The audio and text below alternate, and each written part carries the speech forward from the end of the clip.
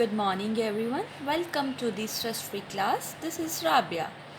Today we are going to review relative pronoun. Previous video में हमने 4 pronoun की kinds को complete कर लिया था and today we are going to understand relative pronoun. इस video lecture में हम सिर्फ relative pronoun को understand करेंगे.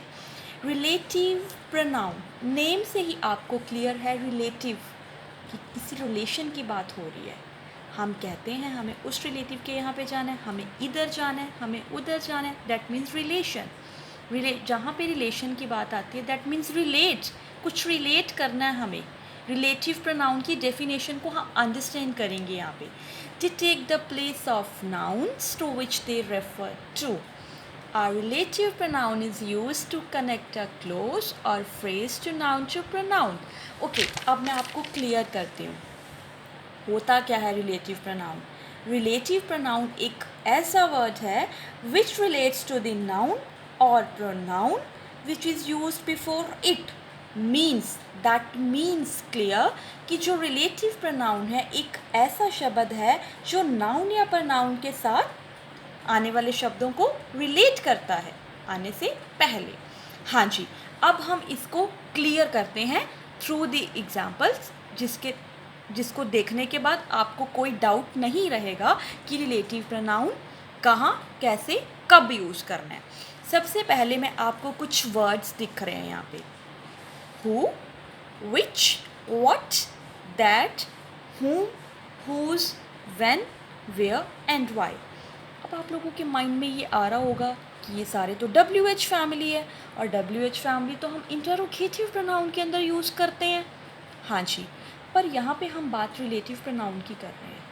चलो मैं आपको क्लियर कर देती हूँ. आपके माइंड में जितने भी डाउट्स आ रहे हैं वो हम सारे क्लियर करते हैं अभी 2 ही मिनट के अंदर. देखो बच्चों, सबसे पहले आप देख रहे हो कि हु. वैसे तो भाई हु का मतलब होता है कौन. यहाँ पे तो मैंने कौन नहीं लिखा हुआ. विच का मतलब होता है कौन सा. व्हाट का मतलब होता है क्या. दैट का मतलब होता है कि. होम ऑल्सो मतलब कौन. हुज मतलब किसका. वैन मतलब कब. पर यहाँ पे तो मीनिंग ये नहीं निकल रहा क्योंकि यहाँ पे हम इंटरोगेटिव प्रोनाउन की बात नहीं कर रहे हैं. We are talking here relative pronoun. तो रिलेटिव प्रोनाउन के अंदर मैं आपको बहुत ही जल्दी बता रही हूँ. बहुत ही आसानी से समझने वाला जो टॉपिक है, बहुत इंटरेस्टिंग है, जिसको पढ़ने के बाद आपको कोई डाउट नहीं रहेगा. हु का मतलब सबसे पहले देख लो ज. सिर्फ ज की साउंड आ रही है. जो जिसका जिसकी जिसको जिसे जहाँ. हु का मतलब जो. विच का मतलब जो. व्हाट का मतलब जो. दैट मीन्स जो.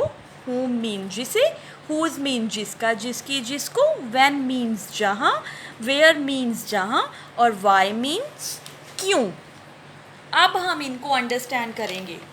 जो हमारा हु है, हु हम यूज़ करते हैं पर्सन के लिए. विच यूज़ करते हैं हम थिंग्स और एनिमल्स के लिए. व्हाट यूज़ करेंगे हम थॉट्स के लिए. दैट यूज़ करेंगे हम पर्सन थिंग्स एनिमल्स के लिए. हुम यूज़ करेंगे हम पर्सन के लिए. हुज यूज़ करेंगे हम किसी जिसका जिसकी जिसको के लिए. मैं आपको इसका एग्जांपल आगे क्लियर करूँगी. व्हेन यूज़ करेंगे हम टाइम के लिए. वेयर यूज़ करेंगे हम प्लेस के लिए. वाई यूज़ करेंगे हम रीज़न के लिए. ये आपको देखने में शायद डिफ़िकल्ट लगेगा बट जब हम इसके एग्जांपल्स को करेंगे तब आपको इजीली क्लियर हो जाएगा. Let's get going. अब हम एग्जांपल्स कर रहे हैं इसकी. तो फर्स्ट एग्जांपल है इसकी. The boy who cried at the birthday party went home early. मैंने आपको क्या कहा था कि हम who को किसके लिए यूज़ करेंगे. persons के लिए यूज़ करेंगे. the boy that means person. the girl that means person. the woman that means person. मतलब मैं persons की बात कर रही हूँ. मैंने आपको बताया था कि मैं who सेंटेंस रिलेट आगे बड़ी क्लास में आप 8 क्लास में होगी मैं क्लोजेस भी आपको क्लियर कराऊंगी. तो क्लोजेस रिलेटिव क्लोज भी कहते हैं हम. पर यहाँ पे हम ज़्यादा डीपली ना जाते हुए सिर्फ टॉपिक को कवर करते हैं. The boy who cried at the birthday party went home early. The boy went home early. पर रिलेट किसको कर रहे हैं. नाउन को रिलेट कर रहे हैं. The boy who cried at the birthday party went home early. तो यहाँ पे जो हु था person the boy. The girl, the women, the man, कुछ भी लगा सकते हैं हम. Clear? Next sentence, the cake that fell on the floor is still good. Cake जो कि फ्लोर के ऊपर गिर गया अभी तक भी अच्छा है. तो दैट, जो, और मैंने क्या कहा था, दैट हम किसके लिए यूज़ करते हैं? बैक. दैट हम पर्सन्स के लिए, थिंग्स के लिए और एनिमल्स के लिए. हाँ जी, एक बात का ध्यान रखना है, जहाँ भी आपको ओनली दिख जाएगा ना, उसके साथ आपको हमेशा दैट लगाना है रिलेटिव प्रोनाउन के अंदर. क्लियर? ओके. अब हम बात कर रहे हैं third sentence, children whom we love dearly need better education. मैंने बताया था whom और who सेम ही होते हैं, ऑलमोस्ट इनमें कोई ज़्यादा नहीं होता फ़र्क. तो whom हम किसके लिए यूज़ करते हैं? दिखाऊंगी मैं आपको, पर्सन के लिए, जिसका मतलब होता है जिसे. हाँ, इतना ध्यान रखना है, who का जो मीनिंग है वो जो क्लियर करेगा आपको, और जो whom है जिसे. The children whom we love dearly, ऐसे बच्चे जिन्हें, जिसे हम प्यार करते हैं, need better education. Clear? Okay. अब हम बात कर रहे हैं बुक. बुक क्या है? बुक एक नॉन लिविंग है, मैंने आपको बताया था. बुक एक नॉन लिविंग है. और विच का मतलब क्या था? विच का मतलब हम थिंग्स और एनिमल्स के लिए यूज़ करते हैं. Clear? The book which is now out of print has all the information you need. Get it? This is the place. Place के लिए मैंने कहा था हम वेयर यूज़ करेंगे. वेयर के मैंने आपके लिए 2 सेंटेंसेस लिखे हैं, क्योंकि यहाँ पे एग्जैक्ट प्लेस वर्ड आ गया था, ताकि आप लोग डिलेमा ना फील करो, इसलिए मैंने नीचे एक सेंटेंस और लिख दिया है. This is the place where we met. Next sentence, I know restaurant where the food is excellent. Get it? Restaurant मतलब दैट मीन्स प्लेस. तो प्लेस के लिए मैंने क्या बताया था, हम रिलेटिव प्रोनाउन में वेयर यूज़ करेंगे. Get it? ओके. अब हम बात कर रहे हैं, he is marrying a girl whose family don't seem to like him. वो एक ऐसी लड़की से शादी कर रहा है जिसकी फैमिली मानती हुई नज़र नहीं आ रही है. Don't seem to like him मतलब हमें नज़र नहीं आ रहा कि उसकी फैमिली सीम्स कर रही है इस चीज़ को कि उसकी शादी उसके साथ होनी है. तो उसका मतलब मैंने जिसका बता चुकी हूँ आपको. क्लियर? हाँ जी. वाई हम किसके लिए यूज़ करते हैं? वाई हम यूज़ करते हैं रीजन्स के लिए. Do you know the reason why the shop is close today? क्या तुम्हें रीज़न पता है कि आज शॉप क्यों बंद है? तो वाई रीजन्स के लिए. I had already told you.